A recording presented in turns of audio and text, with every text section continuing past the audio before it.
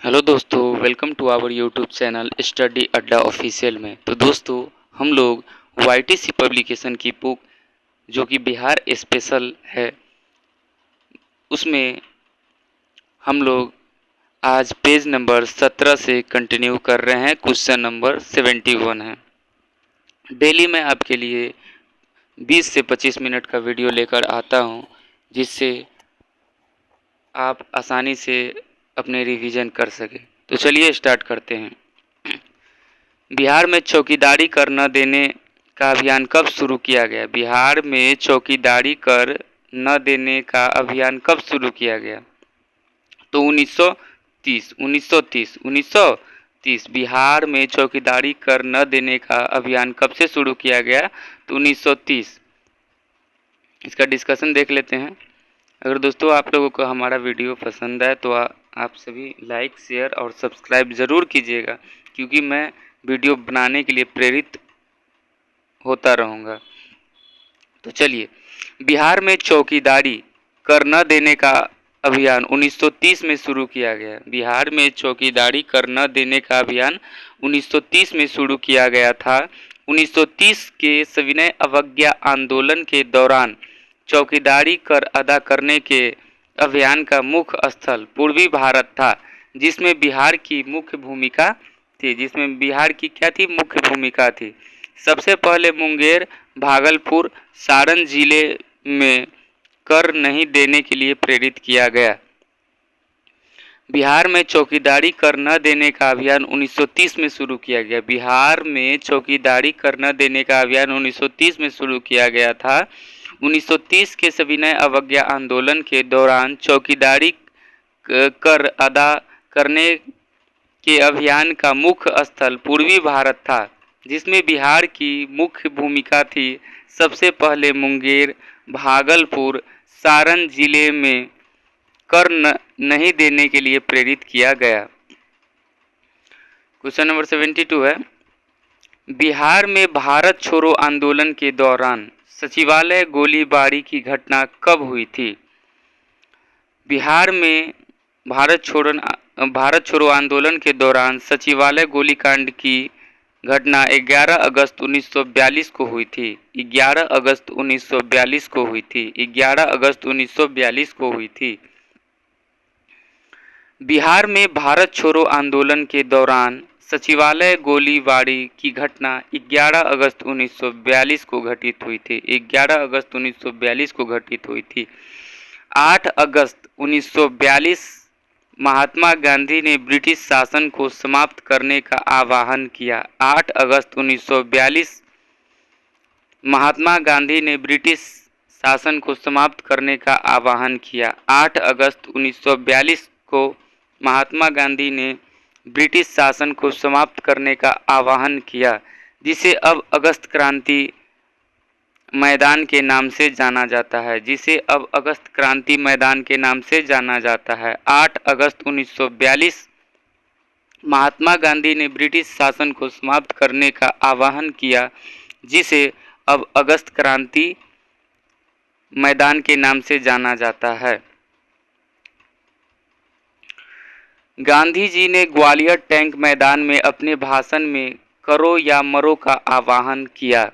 करो या मरो का नारा गांधी जी दिए हैं, ये बात हम सभी को पता है, लेकिन इतना डीप नहीं पता है कि गांधी जी ने, बहुत लोग को पता भी होगा, गांधी जी ने ग्वालियर टैंक मैदान में अपने भाषण में, ग्वालियर टैंक मैदान में अपने भाषण में, ग्वालियर टैंक मैदान में अपने भाषण में करो या मरो का आह्वान किया, जिसे अब अगस्त क्रांति मैदान के नाम से जाना जाता है।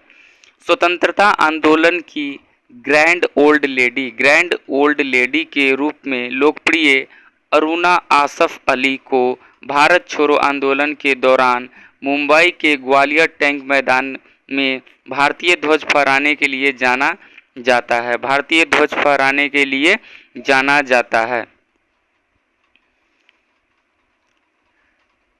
प्रधानमंत्री आदर्श ग्राम योजना कब शुरू किया गया? प्रधानमंत्री आदर्श ग्राम योजना कब शुरू किया गया? प्रधानमंत्री आदर्श ग्राम योजना 2009 से 10 के बीच में शुरू किया गया। प्रधानमंत्री आदर्श ग्राम योजना 2009 से 10 के बीच में शुरू किया गया। प्रधानमंत्री आदर्श ग्राम योजना, प्रधानमंत्री आदर्श ग्राम योजना केंद्र सरकार द्वारा वित्तीय वर्ष 2009 से 10 में भारत में केंद्र सरकार और राज्य योजनाओं के अभिसरण के माध्यम से अनुसूचित जाति के लोगों के उच्च अनुपात वाले गांवों के विकास के लिए और वित्तीय आवंटन के माध्यम से शुरू किया गया एक ग्रामीण विकास कार्यक्रम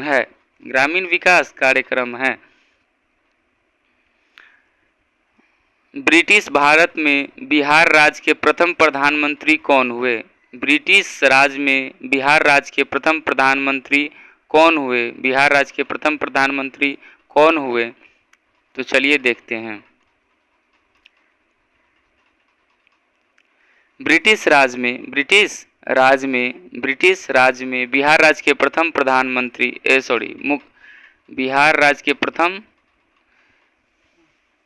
बिहार राज्य के प्रथम प्रधानमंत्री, अच्छा बिहार राज्य से बोल रहे, बिहार के प्रधानमंत्री की बात नहीं हो रही है। बिहार राज्य के प्रथम प्रधानमंत्री मोहम्मद यूनुस थे। कौन थे? मोहम्मद यूनुस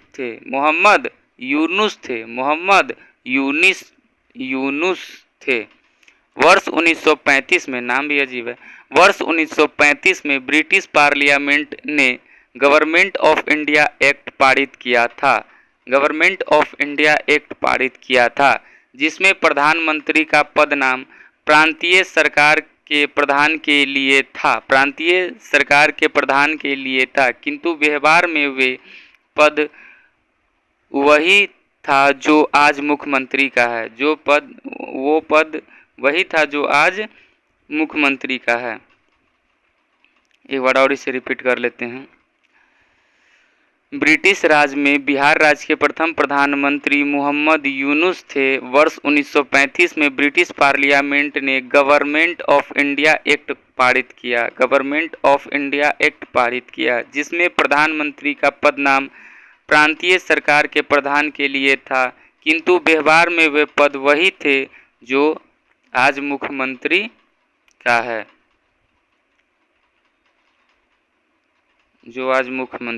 इसका मतलब हुआ कि उस समय अभी हम लोग जो मुख्यमंत्री का पद बोल रहे हैं वो उस समय प्रधानमंत्री के नाम से बोला जाता था। ऐसा लग रहा है। वर्ष 1937 में प्रांतीय चुनाव में कांग्रेस ने बिहार सहित अन्य राज्यों में भी भारी बहुमत से जीत हासिल की और बिहार प्रांत में मोहम्मद यूनुस बिहार प्रांत में मोहम्मद यूनुस ने सरकार बनाई। वही बात है, पहले मुख्यमंत्री का जो पद होता था उसको उस समय प्रधानमंत्री के नाम से जाना जाता रहा होगा। चलिए आगे चलते हैं। बिहार में स्वदेशी आंदोलन के दौरान राखी बंधन जिसको हम लोग रक्षाबंधन कहते हैं दिवस कहाँ मनाया गया था? बिहार में स्वदेशी आंदोलन के दौरान राखी बंधन दिवस कहाँ मनाया गया था? तो दरभंगा में। कहाँ? दरभंगा में। बिहार में स्वदेशी आंदोलन के दौरान राखी बंधन दिवस दरभंगा में मनाया गया था। अगस्त 1905 ईस्वी में कलकत्ता के टाउन हॉल में एक विशाल बैठक आयोजित की गई, जिसमें स्वदेशी आंदोलन की औपचारिक घोषणा की गई। एकता के प्रतीक के रूप में लोगों ने एक दूसरे के हाथों में राखी भी बांधी थी। स्वदेशी आंदोलन में न केवल खरीदारों बल्कि विदेश सामानों के विक्रेताओं का भी बहिष्कार किया गया।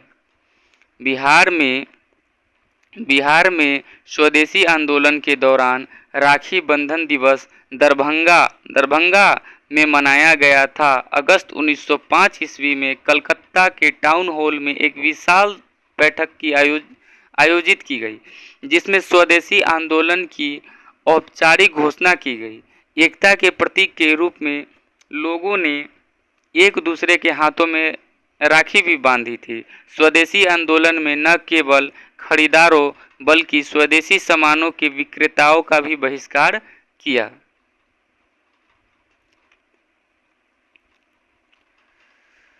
बिहार में भारत छोड़ो आंदोलन के दौरान किस जिला को अपराधी जिला घोषित किया?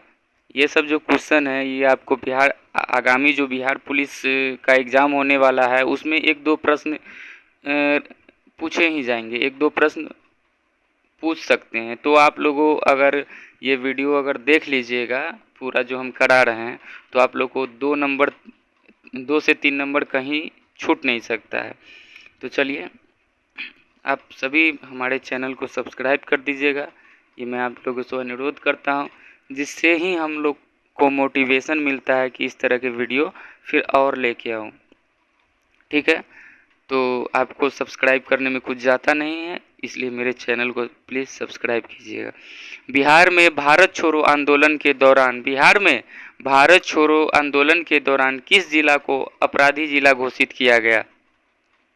तो सारण को। किसको? सारण को। बिहार में भारत छोड़ो आंदोलन के दौरान किस जिला को अपराधी जिला घोषित किया गया? तो सारण को। किसको? सारण को।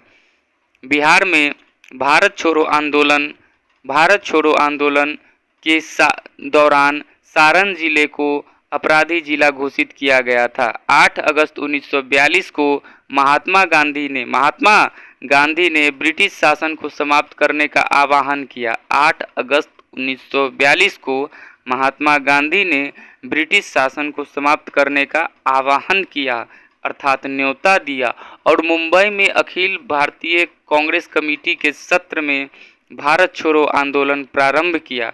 और मुंबई में अखिल भारतीय कांग्रेस कमेटी के सत्र में भारत छोड़ो आंदोलन प्रारंभ किया। गांधी जी ने ग्वालियर टैंक मैदान में अपने भाषण में करो या मरो का नारा दिया। कुछ देर पहले बताए थे आपको कि करो या मरो का नारा सब दिया, हम सभी को पता है, लेकिन कहाँ से इस दिए महात्मा गांधी? तो ग्वालियर टैंक मैदान में दिए थे। ठीक है, जिसे अब अगस्त क्रांति के नाम से जाना जाता है। ठीक, चलिए नेक्स्ट क्वेश्चन पर चलते हैं। जयप्रकाश नारायण भारतीय राष्ट्रीय कांग्रेस में कब शामिल हुए थे? जयप्रकाश नारायण भारतीय राष्ट्रीय कांग्रेस में 1929 में शामिल हुए थे। कब शामिल हुए थे? तो 1929 में शामिल हुए थे। जयप्रकाश नारायण भारतीय स्वतंत्रता संग्राम सेनानी और राजनेता थे। और क्या थे? राजनेता थे। इन्होंने सन 1929 में जवाहरलाल नेहरू के आह्वान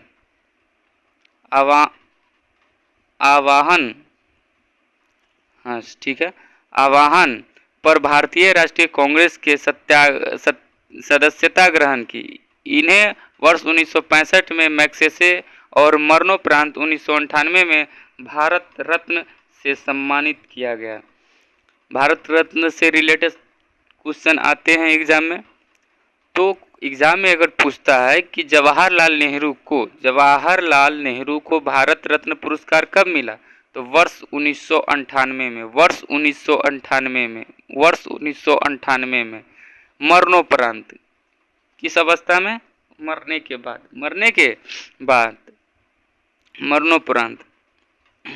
और जवाहरलाल नेहरू को मैग्सेसे अवार्ड 1965 में। मैग्सेसे अवार्ड कब? 1965 में। जवाहरलाल नेहरू को मैग्सेसे अवार्ड 1965 में।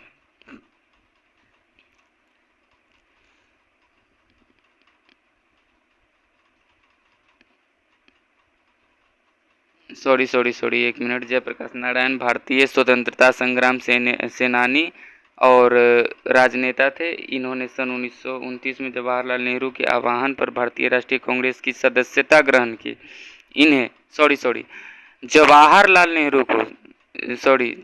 नेहरू गलती से बोल दिए हैं, इसके लिए मैं माफ़ी चाहता हूँ। जयप्रकाश नारायण को भारत रत्न 1998 में मिला था। जयप्रकाश नारायण को भारत रत्न 1998 में मिला था। कब मिला था?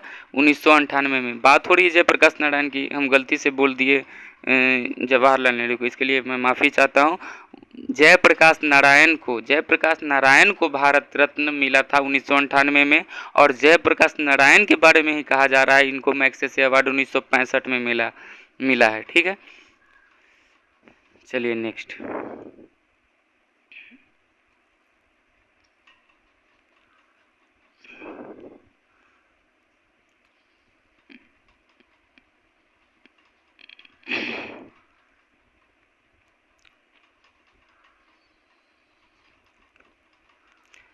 बिहार राज्य में मुजफ्फरपुर में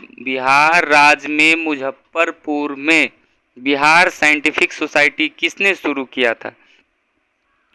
बिहार राज्य में मुजफ्फरपुर में बिहार साइंटिफिक सोसाइटी किसने शुरू किया था?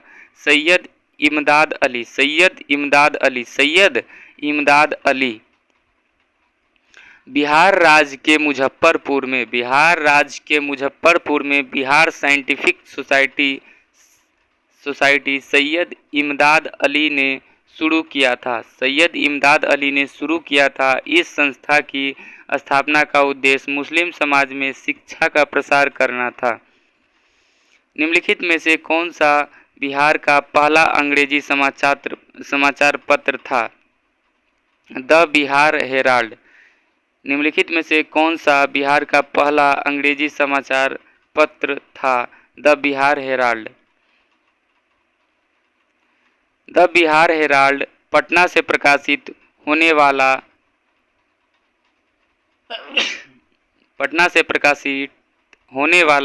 141 साल पुराना साप्ताहिक अंग्रेजी अखबार है। जमीन मालिकों यानी लैंड ओनर्स एसोसिएशन के सदस्य गुरु प्रसाद सेन ने 1875 में इस अखबार को शुरू किया। द बिहार हेराल्ड की शुरुआत कब हुई? तो 1875 में। किसने की? तो गुरु प्रसाद सेन ने। ठीक, 110 साल यानी 1984 तक इस अखबार का प्रकाशन हुआ था। द बिहार हेराल्ड का प्रकाशन कब तक हुआ था? तो 1984 तक इस अखबार का प्रकाशन हुआ था। बिहार बंगाली एसोसिएशन ने इस अखबार को 2015 में फिर से शुरू किया। इसके अध्यक्ष दिलीप सिन्हा हैं।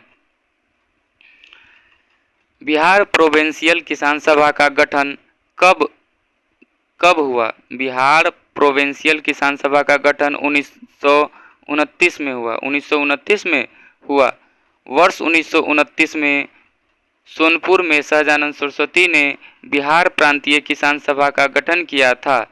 इस संगठन का उद्देश्य जमींदारी व्यवस्था को खत्म करना, भू राजस्व को कम करना, ऋण को संस्थागत बनाना। सहजानंद सरस्वती सभा के अध्यक्ष थे तथा श्री कृष्ण सिंह उनके सचिव थे। इन्होंने ही वर्ष 1936 ईस्वी में लखनऊ में अखिल भारतीय किसान सभा का गठन किया। वर्ष 1929 में सोनपुर में सहजानंद सरस्वती ने बिहार प्रांतीय किसान सभा का गठन किया था। इस संगठन का उद्देश्य जमींदारी व्यवस्था को खत्म करना, भू राजस्व को कम करना, ऋण को संस्थागत बनाना था। सहजानंद सरस्वती सभा के अध्यक्ष थे तथा श्री कृष्ण सिंह उनके सचिव थे। इन्होंने ही वर्ष 1936 ईस्वी में लखनऊ में अखिल भारतीय किसान सभा का गठन किया। पटना लॉन का गांधी मैदान के रूप में नामकरण कब किया गया?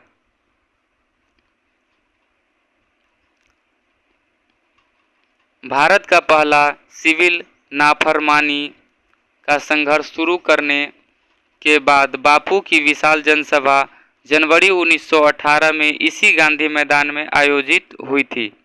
तभी से इसका नाम गांधी मैदान पड़ा। कब? 1918 में विशाल जनसभा हुई। क्या हुई? विशाल जनसभा। उसी उसी समय से इसका नाम गांधी मैदान पड़ गया। आधुनिक पटना की स्थापना 16वीं सदी में शेरशाह सूरी के प्राचीन कालीन पाटलिपुत्र नगरी के स्थल पर किया गया है। गंगा, सोन, गंडक और पुनपुन नदियों के बीच बसा यह शहर विश्व के प्राचीनतम शहरों में से एक है। इसे पाटलिपुत्र, कुसुमपुर, पुष्पपुर,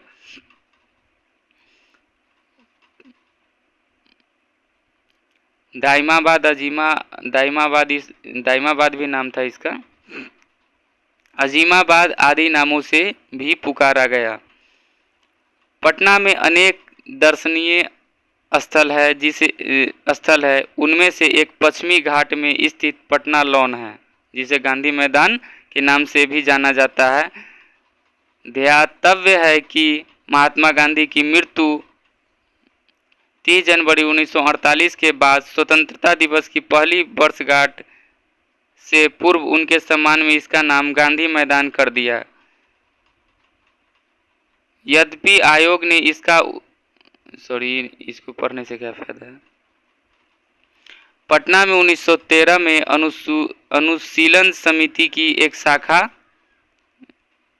की स्थापना किसने की? तो सचिंद्रनाथ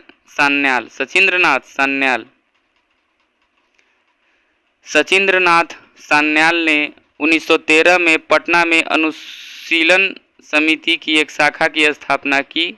बंगभंग विरोधी आंदोलन के क्रम में बंगाल में क्रांतिकारी राष्ट्रवाद का प्रसार हुआ था। अनुशीलन समितियों के माध्यम से सरकार के विरुद्ध हिंसात्मक संघर्ष की प्रेरणा दी गई। इसका प्रभाव बिहार पर भी पड़ा।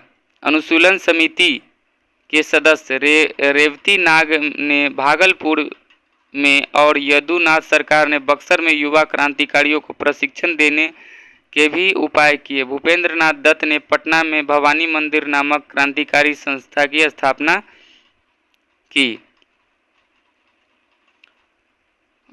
वर्ष 1922 से 23 में मुंगेर में किसान सभा का गठन किसने किया? वर्ष 1922 से 23 में तो किसान सभा का गठन मोहम्मद जुबैर एवं श्री कृष्ण सिंह द्वारा किया गया। श्री कृष्ण सिंह के द्वारा किया गया। 4 मार्च 1928 को स्वामी सहजानंद सरस्वती ने बिहटा पटना में किसान सभा की औपचारिक स्थापना की तथा 1929 में सोनपुर मेला में आयोजित सभा में बिहार प्रांतीय किसान सभा की स्थापना की, जिसके अध्यक्ष स्वामी सहजानंद एवं सचिव श्री कृष्ण सिंह थे। 1934 में बनी बिहार सोशलिस्ट पार्टी के सचिव कौन थे? तो जयप्रकाश नारायण।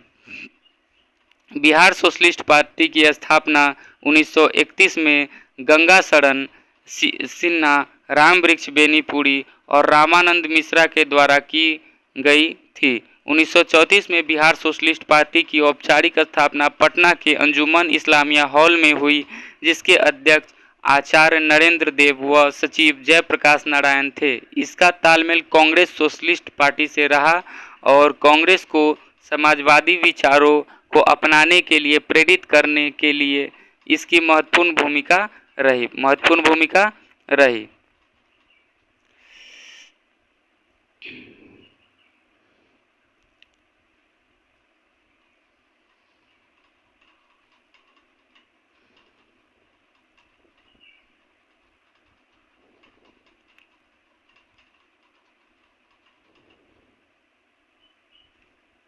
बिहार के किस वकील ने असहयोग आंदोलन के समय अपनी लाभप्रद वकालत छोड़ दी थी? तो राजेंद्र प्रसाद। ये सब तो हम पढ़ लिए थे सर।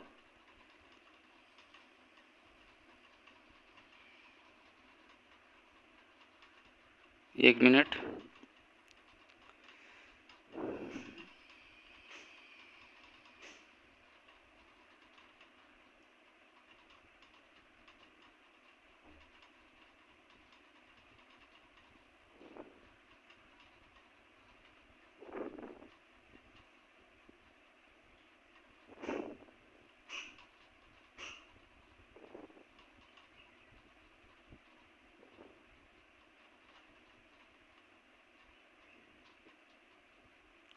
चलिए,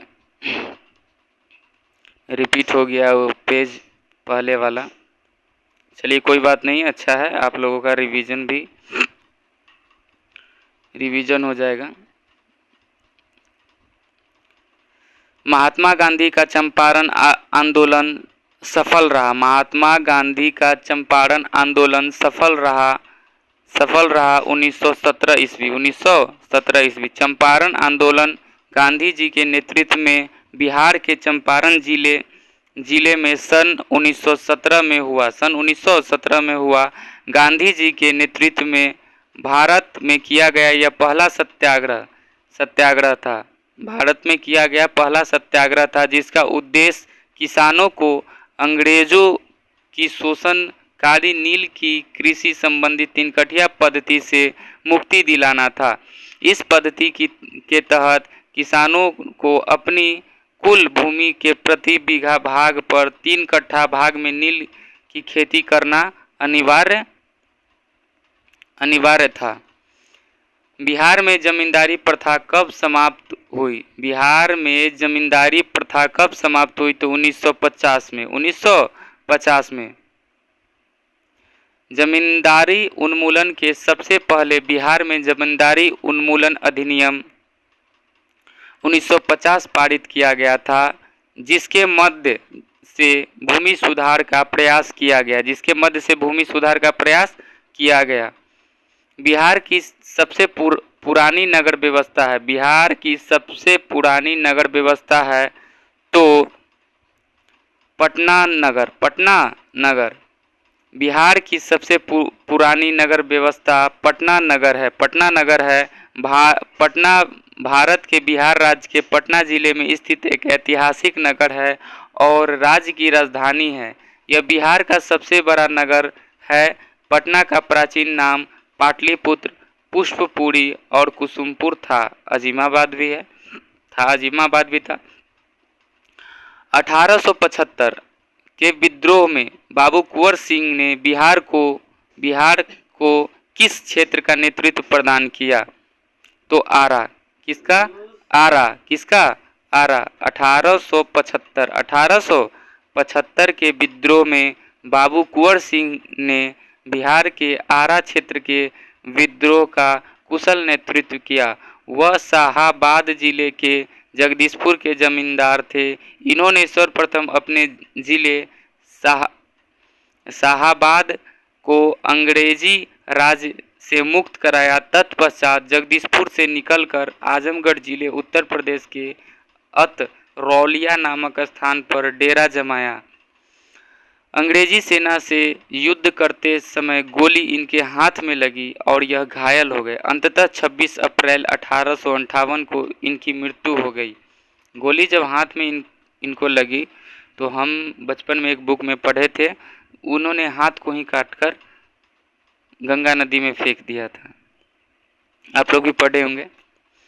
शेर शाह के बचपन का नाम क्या था? शेर शाह के बचपन का नाम क्या था? शेर शाह के बचपन का क्या नाम था? तो शेर शाह का बचपन का नाम फरीद खां था। क्या था? फरीद खां था। लूसेंट में भी दिया हुआ है। दक्षिण बिहार के सूबेदार बहार खां लोहानी की सेवा ग्रहण करने के बाद एक दिन शिकार खेलते समय फरीद खां ने एक शेर को मार गिराया। उसकी इस प्रतिभा से प्रसन्न होकर बहार खां ने उसे शेर खां की उपाधि प्रदान की।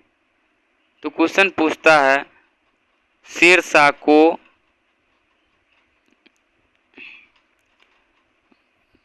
शेर खां की उपाधि किसने प्रदान की? तो बहार खां ने। किसने की? बहार खां ने। किसने की? बहार खां ने। और अपने पुत्र जलालुद्दीन के संरक्षक एवं शिक्षक नियुक्त किया। ये सूर्य राजवंश के संस्थापक थे। प्राचीन नालंदा विश्वविद्यालय के संस्थापक कौन थे?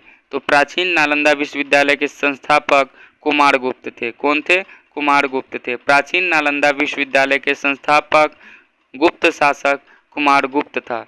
गुप्त शासक कुमारगुप्त था। यह बिहार के नालंदा जिले में स्थित शिक्षा का विख्यात एवं महत्वपूर्ण केंद्र था। वर्तमान में इनके अवशेष दिखाई पड़ते हैं। यह विश्वविद्यालय बौद्ध शिक्षा का एक प्रमुख केंद्र था। 7वीं शताब्दी में चीनी यात्री हुएनसांग ने यहाँ अध्ययन किया। हुएनसांग ने क्या किया? यहाँ अध्ययन किया। मुंगेर निम्नलिखित में से किसकी राजधानी थी? मुंगेर निम्नलिखित में से किसकी राजधानी थी? तो मीर कासिम। किसकी राजधानी थी? मीर कासिम। मीर कासिम 1760 से 1763 ईस्वी अलीवर्दी खां के बाद बंगाल का दूसरा सबसे योग्य नवाब था। उसने अपनी राजधानी मुर्शिदाबाद से मुंगेर स्थानांतरित की। वर्ष 1764 में अवध का नवाब शुजाउद्दौला मुगल सम्राट शाह आलम द्वितीय एवं मीर कासिम की संयुक्त सेना और हेक्टर मुनरो के नेतृत्व में अंग्रेजी सेना के मध्य बक्सर का युद्ध हुआ। इसमें संयुक्त सेना पराजित हुई। इसमें संयुक्त सेना क्या हुई? पराजित हुई। गुरु गोविंद सिंह की माता का क्या नाम था? गुरु गोविंद सिंह की माता का नाम